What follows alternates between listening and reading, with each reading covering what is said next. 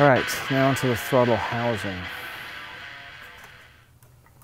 The tube and the reels fit together and they are keyed. They have 4 notches that fit 4 protrusions on the tube. One protrusion is much narrower than the others, and always so that the tube only fits in a single way. You can see also that the tube is completely flush on both sides. There's a locating ring on the tube that matches the locating ring on the throttle housing. Okay. And that's how the tube is located in the housing. So then in the way you've done this is doing it that way, obviously, and then the number faces the inside. You can only put the reel on one way. It has... There's no way to do it. There's no way to do it backwards. We tried our best to make this as simple for people like me as possible. Do I want to say idiot-proof? Okay. But that's great, though. You can only put it on one way. You cannot screw up the step. Right. Okay. The next step before we assemble the throttle together is to lubricate the barrels of the throttle cables in the reel itself. Lubrication, again, here is very important to make sure that the barrels don't bind in the throttle and cause wear or, again, poor feel or function. The cables will be connected to the throttle tube and then the throttle housing connected around the throttle assembly.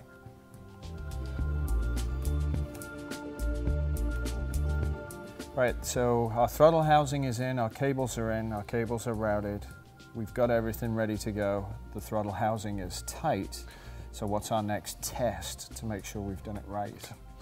One of the most important ones is you don't need to, that just want to touch on really quick, is you don't want to over tighten the housing as well. Okay. You do want to leave it firm on the handlebar, but it only needs about 8 foot-pounds of torque or something at the most. It's just a good snug. So the next step is we have to check our cable adjustments to make sure that they're correct. Okay. First thing to do, obviously, grab a handful of throttle. Not good. No, it's not returning. Cruise control. Cruise control is not what you want in this instance. No. So we need to go over to the throttle bodies and make some adjustments. Oh yeah, it won't even go back. The pull cable is way too tight right now for this installation. So at the adjuster, down onto the throttle bodies, we'll loosen up the cable so that we have the proper amount of free play. Proper amount of free play will be about 1 millimeter of twist up at the throttle assembly.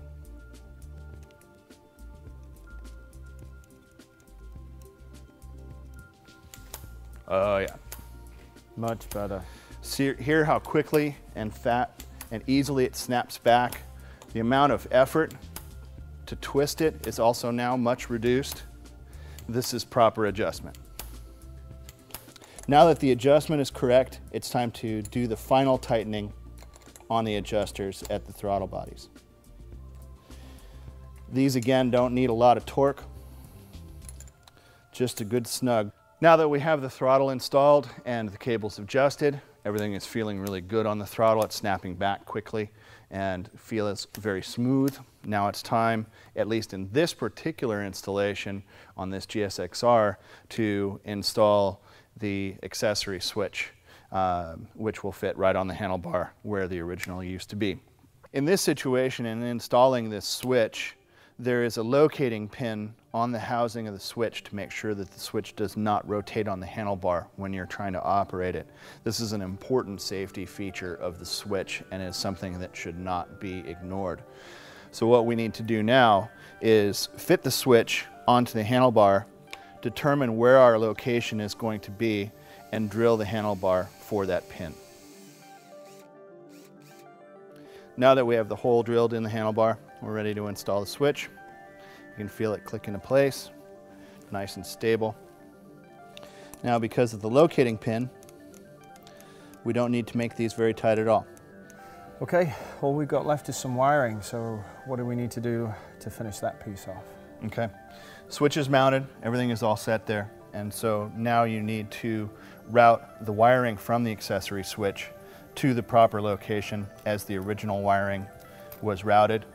And then it's necessary to refer to the service manual and the wiring diagram to properly connect the switches here to the wiring harness here. It's a very, very important step. This is something that you don't want to pull any shortcuts on whatsoever, because if you have a malfunction with this switch, it could result in, you know, all sorts of bad things that we all can imagine.